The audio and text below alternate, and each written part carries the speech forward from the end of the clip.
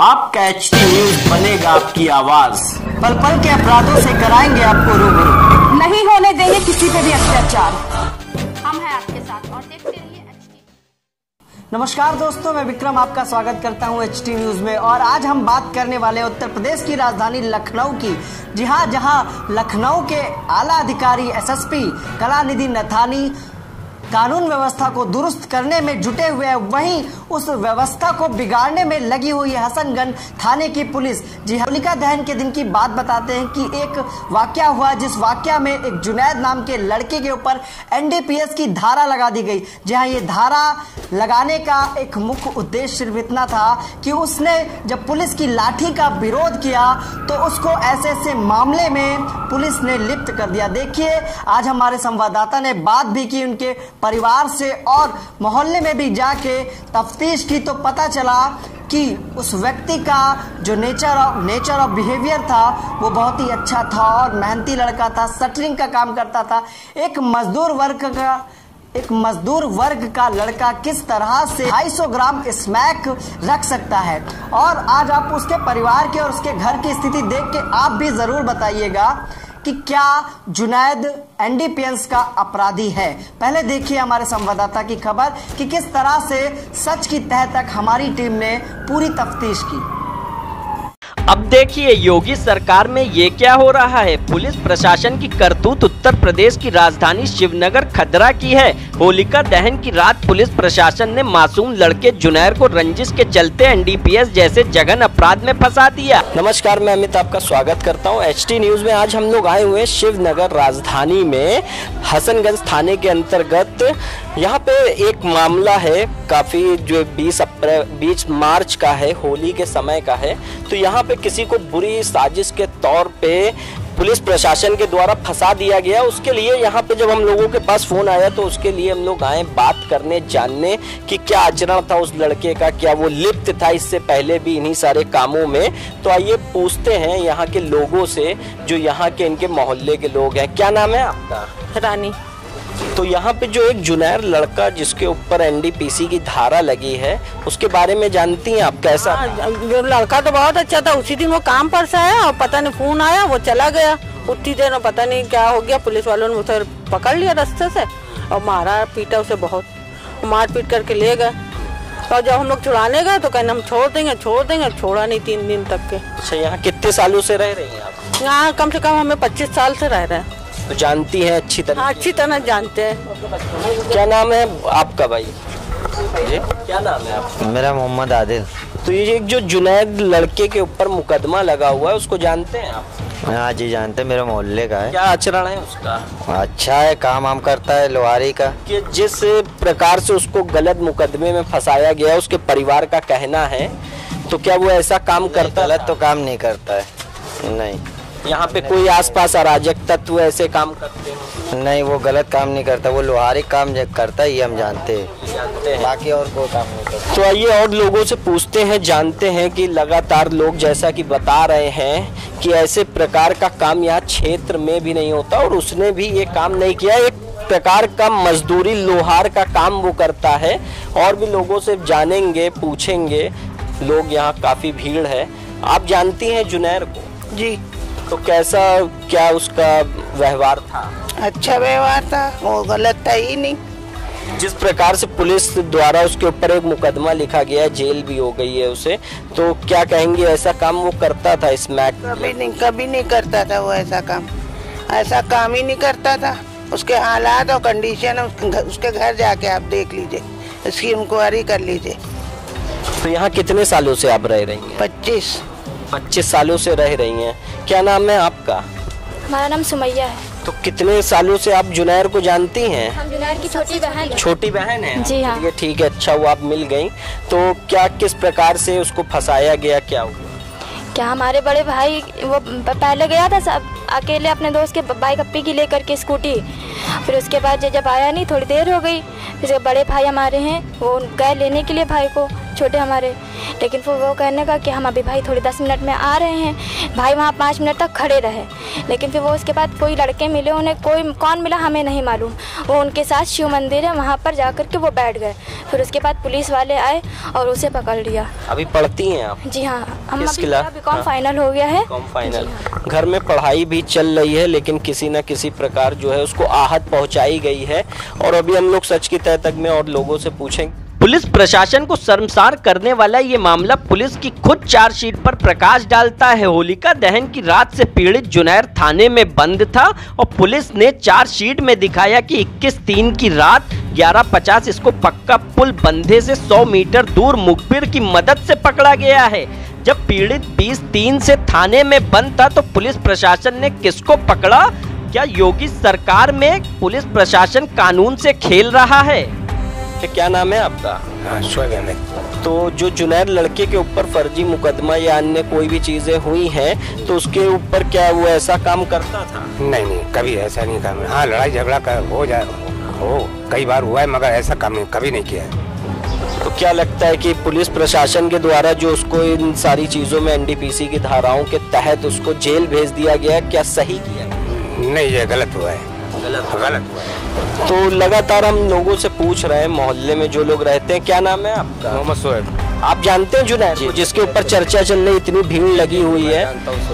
तो क्या लगता है कि वो ऐसा काम करता? नहीं सर, ऐसा काम नहीं करता है। क्या करता था वो सर लोहारी का काम करता था। वो बहुत अच्छा काम, कारीगर था। बस पता नहीं कितने सालों से जानते हो? लगभग मैं उसको जानता हूँ 18-19 सालों से। आपको यहाँ बता दें, सुप्रीम कोर्ट के निर्देश के मुताबिक एनडीपीएस में राजपत्रित अधिकारी को होना अनिवार्य है, पर वहां उस समय कोई भी राजपत्रित अधिकारी मौजूद नहीं था। अब देखिए, उत्तर प्रदेश का पुलिस प्रशासन अपनी मनमानी के आगे सुप्रीम कोर्ट के निर्देशों की भी धज्जियां उड़ाने से नहीं चूक रहा है। इस समय हमारे साथ में है पीड़ित की मां। ये उनसे पूछते हैं किस प्रकार से उनके बेटे को इस साजिश में फंसाया गया है। हमारा बेटा, मेरा नाम आसिया है। हम बहुत एक गरीब फैमिली से हैं और मेरे घर में ऐसा कोई काम नहीं होता है। मैं सुबह शाम मेरे बच्चे आए, दररोजी काम करते हैं, मेहनत के कमाते हैं। छोटा बच्चा गरीब से काम करता है और उस दिन भी काम करके होली वाले दिन भी काम करके आया था। और रात में नाम है आपके बेटे का? बेटे का नाम है मोहम्मद जुनैर। तो किस प्रकार से क्या हुआ था उस रात में, उस रात के बारे में, घटना के बारे में? होली वाले दिन सामने होली जलती है, यहाँ सामने खड़ा था और वहाँ खड़े उसका बड़ा भाई बुलाने गया। उसने कहने का भाई सिर्फ 10 मिनट रुको, हम 10 मिनट में आ रहे हैं। 5 मिनट तक उसका भाई खड़ा था, सर वहीं धुलाई, होली बहुत खेले था, सर धुलाया, सर धुला के 5 मिनट खड़ा था। उसके बाद कहने लगा भाई चलो, कहने लगा भाई ये देखो गुमटी बैठे हैं ना, यहीं बैठे रहेंगे और बस हम आ रहे हैं। उसके बाद जरा देर के बाद कोई लड़के मिले या कोई भी मिला, उसको शिव मंदिर तक ले गए। शिव मंदिर पे जाने के बाद 11:30 जब बज गया, पुलिस की फोर्स आई या किसी ने साजिश करके बुलाया और पुलिस आई, मेरे बेटे को दौड़ा के और पकड़ लिया। जब मेरा बेटा आगे नहीं चल पाया तो उसने पुलिस का यूं करके धक्का दे दिया कि हमको तुम क्यों मार रहे हो, हम कोई गलती नहीं की, हमको तुम क्यों मार रहे हो। तो इसका मतलब धक्का मुक्की जो भी हुई तो पुलिस ने उसको गलत मुकदमे में फंसा दिया? जी हाँ, उसको गलत मुकदमे में फंसा दिया। उसके ऊपर इतना रख दिया कि हमारे हैसियत नहीं है कि हम जिंदगी भर भी मेहनत करेंगे तो तब भी हम नहीं छोड़ा सकते हैं उसको। तो इस समय पीड़ित की जो है बहन भी है हमारे साथ में, उनसे भी पूछते हैं किस प्रकार से इस समय जो बुरे समय से वो लोग भी गुजर रहे हैं, उसके ऊपर उनका क्या कहना है अपने भाई के लिए, वो क्या चाहती हैं सरकार से और कानून से, बताएं। बस सरकार कानून से इतना चाहते हैं कि जो है उस लड़की ने ये काम जो इतना बड़ा गलत इल्ज़ाम लगाया, स्मैक बहुत बड़ी चीज़ होती है, बहुत बड़ी, बहुत नशीली पदार्थ है जो दुनिया को बर्बाद कर सकती है। हम हमारे घरों में बच्चों को, हमने खुद 12 साल टीचिंग की है और हर बच्चे को ज़िंदगी भर ये समझाया कि एक शाम बाहर पुकार, सिगरेट ना खाओ, अपने भाई को भेज देंगे बाहर ये काम करने के लिए। वो यहाँ 11:15 तक हम लोग के सामने था, एकदम सामने चौराहे पे खड़ा था। 15-20 मिनट के लिए वो वहाँ गया है। जब ये 1:45 बजे तक घर नहीं आया तो बड़े भाई को भेजा गया कि ढूंढ के आओ। बड़ा भाई सब जगह ढूंढे, कहीं नहीं मिला।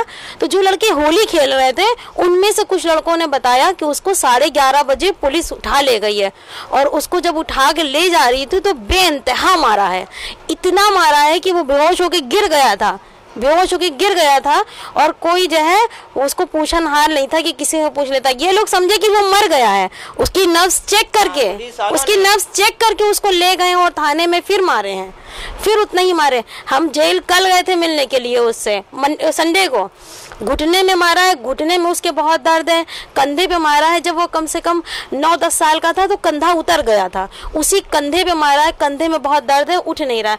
और उंगली का तो हाल ये है कि जो है उंगली बस इतनी बंद हो रही थी, क्योंकि हम मेडिकल रिप्रेजेंटेटिव हैं, काम करते हैं फार्मा कंपनी में, इसलिए हमने उसको ले जाके दवा दी है, ट्यूब दिया है, तो वो उंगली बस इतनी आई है साइन करने के लिए।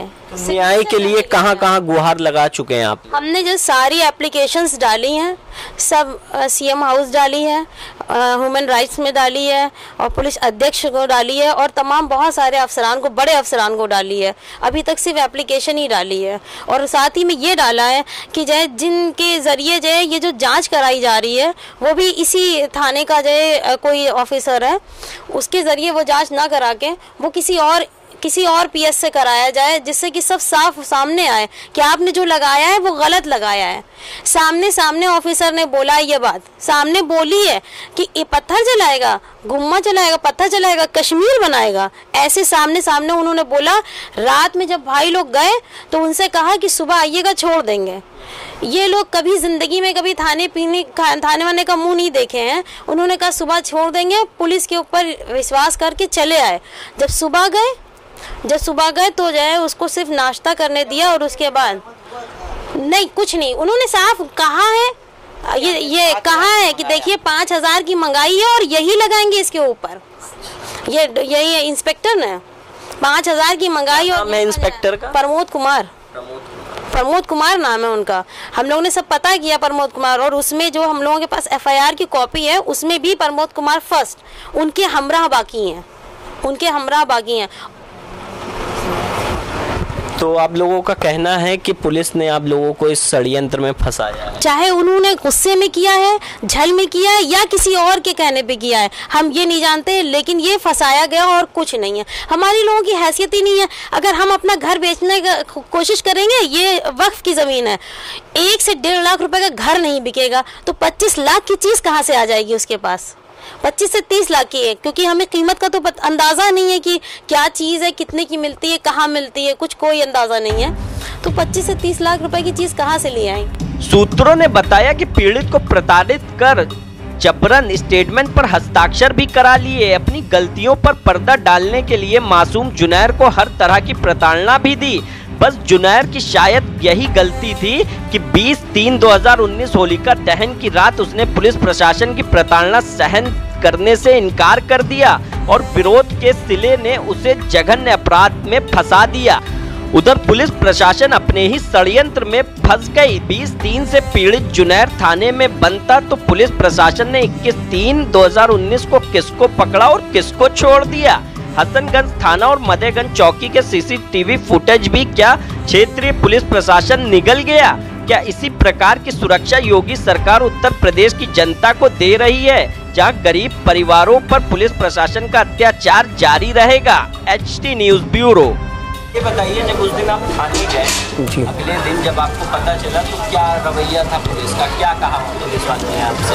हमको होली की रात जिस दिन जली है, उसी दिन हमको रात में करीब 1-1:15 बजे हमको पता चला है कि मेरे भाई को पुलिस उठा ले गई है। तो हमने अपने भाई को, छोटे भाई को बताया कि पुलिस सबसे छोटे वाले को ले गई है, तो हम थाने जा रहे हैं देखने के लिए। तो हम इधर से गए तो चौकी रास्ते में पड़ती है, चौकी से देखते हुए गए तो चौकी का दरवाज़ा बंद था, वहाँ कोई नहीं था। उसके बाद में हम थाने चले गए।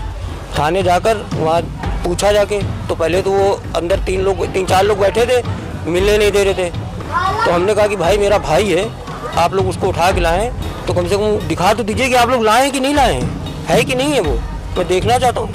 तो एक ने कहा चलो ठीक है देख लो। तो हम गए जब वहाँ, तो उसको चादर ओढ़े वो बिल्कुल बेहोश की हालत में वो बिल्कुल पड़ा हुआ था वहाँ पे। वो उसकी चादर उन्हें हटा के हमने उसको आवाज़ दिया तो वो उठा तो उसके हालात बहुत ख़राब थे। तो हमसे कहने लगा वो कि ठीक है देख लिया आपने, आप जाओ बाहर, चलो बाहर जाओ, कल सुबह आना, समझे। तो हमने कहा सर इसको क्यों लेके आए हैं? तो कहने लगे हमको नहीं पता, बाकी साहब जब सुबह आएंगे तो उनसे बात करना आके। तो हम लोग छोड़ने की कोई बात नहीं, उस टाइम पे छोड़ने की बात नहीं गई थी। कहने सुबह आना, जब साहब से बात करना, साहब जो कुछ करना होगा साहब करेंगे। सुबह हम लोग जब वहाँ गए तो उनसे सबसे जाके हम लोगों ने रिक्वेस्ट की कि भाई कि क्यों लेके आए, लड़ाई झगड़े का मैटर है, जो है आप देख लीजिए, बच्चा है। लेकिन उन्होंने किसी तरीके से नहीं माना। कहेंगे ठीक है मैं छोड़ दूंगा, शाम तक छोड़ दूंगा, हाँ छोड़ दूंगा। क्या कहा? कहा कि मैं अभी होली खत्म हो जाए, मतलब रंग खत्म हो जाए तो 12 बजे के बाद मैं इसको छोड़ दूंगा। धीरे धीरे करते 7 बज गया, फिर नहीं छोड़ा। मैं हम लोग आ गए फिर रात में 9 बजे भी कि हमने सर आप तो छोड़ दिए, बात करें कहीं अभी छोड़ दूंगा करते करते रात का 1 बज गया। और पता चला रात के 1 बजे हम लोग घर आए तो पता चला सुबह जो है 4 बजे उसकी चार्जशीट इन्होंने वो कागज़ लिख दी, उसको जेल भेजने की तैयारी कर रहे हैं। इन लोग 2 दिन बैठा ले रहे हैं, उसके बाद जेल भेजने की तैयारी कर रहे हैं। और बाकी यानी कि वहाँ के और जो ऑफिसर थे, दरोगा थे, और उन लोगों से उन्होंने कहा, रिक्वेस्ट की कि आप जरा थोड़ा कहलवा दीजिए, थोड़ी कह दीजिएगा तो छोड़ देंगे मेरे भाई को। तो उन्होंने कहा कि बेटा हमने कुछ हुआ नहीं होना, जो चौकी इंचार्ज जो हो करेगा तो वही कर सकता है, बाकी यानी कि हम लोग कुछ नहीं कर सकते। जो करेगा वो चौकी इंचार्ज करेगा, जाके चौकी इंचार्ज से मिलो, उसी से जाके बात करो। तो हम लोगों ने चौकी इंचार्ज के पास गए। क्या नाम था चौकी इंचार्ज का? प्रमोद कुमार। ठीक है, प्रमोद कुमार एक बार ये भी कहते थे कि अगर कोई बात होती थी तो हम लोग कहते थे छोड़ दो, कहीं कोई भी छोड़ देगा तो मैं इस्तीफा दे दूंगा। हाँ सीधी बात कहते थे कि मैं इस्तीफा दे दूंगा, अगर उसको छोड़ दिया कैदी को तो मैं इस्तीफा दे दूंगा। तो जिस प्रकार से लोगों ने बताया कि यहाँ पर जो हम लोग HT न्यूज़ की सच की तह तक में आए हुए थे, शिवनगर में राजधानी के जानने के लिए हमें कोई भी फ़ोन आता है तो एक व्यक्तिगत तौर पे हम भी बात करने जाते हैं, जांच पड़ताल करते हैं कि कैसे क्या बात हुई थी, क्या नहीं हुई थी, क्या किसी अन्य मुकदमे में गलत तरीके से किसी को फंसाया जा रहा। पुलिस प्रशासन का अत्याचार जिस तरीके से राजधानी में बढ़ रहा है, पीड़ित परिवार को आपने देखा कि किस प्रकार से वो रोटी के लिए मोहताज है, लेकिन जो उसके ऊपर, उसके भाई के ऊपर, बेटे के ऊपर मुकदमा लगाया गया है वो किस प्रकार से कहां तक के सही है। कैमरामैन अरविंद के साथ मैं अमित आपसे इजाजत चाहता हूं। धन्यवाद। तो जहां उत्तर प्रदेश के मुख्यमंत्री आला अधिकारियों को कमान देते हैं कि कानून व्यवस्था को दुरुस्त करें, वहीं राजधानी लखनऊ के SSP भी कानून व्यवस्था को दुरुस्त करने में लगे हुए हैं। लेकिन वहीं हसनगंज पुलिस की सेंध भी लगा रही है और किस तरह से NDPS में फंसा दिया। आपने पूरा वाकया देखा और बात सुनी कि वहां के निवासियों का क्या कहना है और पीड़ित परिवार का क्या कहना है। यहाँ तक वो ये भी कह रहे हैं कि जो दरोगा, जो विवेचक है, जो विवेचना कर रहे हैं, उन पर उनको भरोसा नहीं है। तो इस तरह की खबरें देखने के लिए हमारे चैनल को सब्सक्राइब करें, लाइक करें और क्या जुनैद अपराधी है ये कमेंट में जरूर बताएं।